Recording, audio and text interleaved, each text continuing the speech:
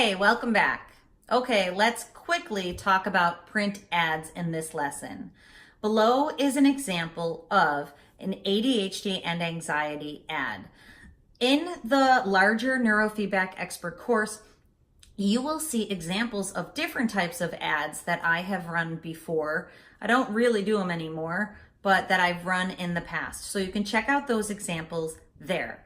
But I wanted to have this one ad as a really nice example in the Neurofeedback Express lane for marketing so that you can see quickly and easily how you could put a print ad in a really awesome publication in your community. So look at the example below and you can just use that example and have that publication modify it for your office because this example is proven to convert. It's proven to get people into the office. And below there's two examples. One is a half page and the other is a full page that includes a testimonial. So depending upon how large of an ad that you're purchasing, you can put one or the other in. But they're both great examples and they've both really done an awesome job at converting for us.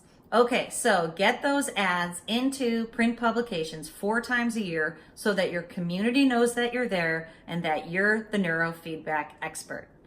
Go for it.